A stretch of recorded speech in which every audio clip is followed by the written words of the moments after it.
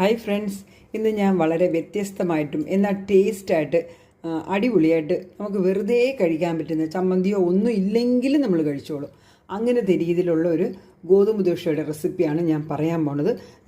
ഈ കപ്പിന് 2 കപ്പ് ഞാൻ ഗോതമ്പ് പൊടി എടുത്ത് വെച്ചിട്ടുണ്ട്. അതേ കപ്പിൽ തന്നെ ഒരു അര കപ്പോളം അരിപ്പൊടി എടുത്ത് വെച്ചിട്ടുണ്ട്. നല്ല ക്രിസ്പി ആയിട്ട് നന്നായിട്ട് വരും ഈ മെത്തേഡ് യൂസ് ചെയ്യുമ്പോൾ. ആ അരിപ്പൊടി അതിൻ്റെ കൂടെ ഇട്ട് ഗോതമ്പ് പൊടി കൂടെ ഉപ്പ് ആവശ്യത്തിന് ഇട്ട് കൊടുത്ത് നമുക്ക് എന്നിട്ട് ആവശ്യത്തിന് വെള്ളം, ഞാൻ ഇതൊന്ന് കലക്കി ഒഴിക്കാൻ വേണ്ടിയിട്ടാണ് ഞാൻ ഇതിൽ ഒഴിക്കുന്നത്. നമുക്ക് വെള്ളം ഒഴിച്ച് ഒന്ന് നന്നായിട്ട് കലക്കിയിട്ട് നമുക്കൊന്ന് സെറ്റ് ചെയ്യാൻ വെക്കണം കേട്ടോ ഫ്രണ്ട്സ്. ഒരു 10 മിനിറ്റ് അതിന് വേണ്ടിയിട്ടാണ് ഞാനിപ്പോൾ പോണത്. അത് കാരണം ഒരു 10 മിനിറ്റ് കഴിഞ്ഞായിരിക്കും ഞാൻ തുറന്നെടുക്കുന്നത്.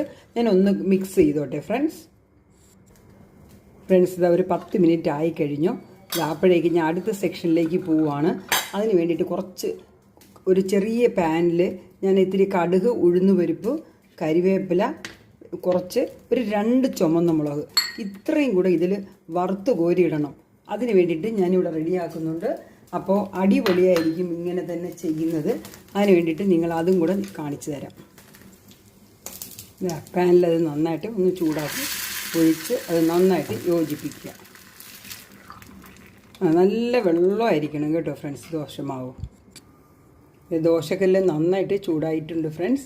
അപ്പോഴേക്കും ഇത് ഒഴിക്കുന്ന രീതി ഞാൻ കാണിച്ചേക്കാം. ഇങ്ങനെ നല്ല കലകി ഇങ്ങനെയാണ് ഒഴിക്കേണ്ടത്. ഇങ്ങനെ ഒഴിക്കുമ്പോഴാണ് അത് നന്നായിട്ട് വരിക. എന്നിട്ട് നമുക്ക് എണ്ണ വേണമെന്നുള്ള എണ്ണ ഒഴിച്ചു കൊടുക്കുക. നമുക്ക് എങ്ങനെയാണോ വേണ്ടത്, റോസ്റ്റായിട്ട് എടുക്കണമെങ്കിൽ ആവശ്യത്തിനുള്ള എണ്ണ ഒഴിച്ചു കൊടുക്കുക. ഞാൻ കുറച്ച് ഒഴിച്ചിട്ടുണ്ട്. നിങ്ങൾക്ക് ഇത് അവോയ്ഡ് ചെയ്യണമെങ്കിൽ അവോയ്ഡ് ചെയ്യാം. എണ്ണ തൂത്താൽ മാത്രം മതി. ഞാൻ ചെയ്യുന്ന ഒരു കാര്യം ഒട്ടിപ്പിടിക്കാതും എല്ലാം നന്നായിട്ട് വരണമെങ്കിൽ ഒരു പാൻ വെച്ച് മൂടിക്കഴിഞ്ഞാൽ അടിപൊളിയായിട്ട് ദോശ വരും. കുറച്ച് സിമ്മിൽ വെച്ച് കുറച്ച് ക്ഷമയോടുകൂടി ചെയ്യുക. അല്ലെങ്കിൽ ഹൈയിൽ ആദ്യം വെച്ചിട്ട് ഒരു 2 മിനിറ്റ് ആയതുകൊണ്ട് തന്നെ അത് സിമ്മിലാക്കി കഴിഞ്ഞാൽ ദോശ കറക്റ്റായിട്ട് വരും കേട്ടോ ഫ്രണ്ട്സ്. ഇതൊന്ന് ഞാൻ തീ താഴ്ത്തി വെച്ചിട്ടുണ്ട്. ഇപ്പോൾ ഇത് അടക്കം ആ അരിപ്പൊടി ഇടുന്നതുകൊണ്ടാണ് ഫ്രണ്ട്സ് ഗോതമ്പ് ദോശ വളരെ ക്രിസ്പി ആയിട്ടും ഇതായിട്ട് വന്നിട്ടുണ്ട്. നമ്മൾ ഇതുപോലെ ചെയ്താലാണ് ഇങ്ങനത്തെ ഗോതമ്പ് ദോശ കിട്ടുക. വെച്ചാൽ ഒട്ടിപ്പിടിക്കുകയില്ല, എന്നാൽ വളരെ തിന്നായിട്ട് നമ്മൾ ചെയ്യുന്നതുമാണ്.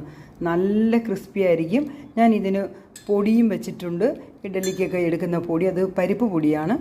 ഇത് വന്നിട്ട് മുളക് ചമ്മന്തിയാണ് വയ്ക്കുന്നത്.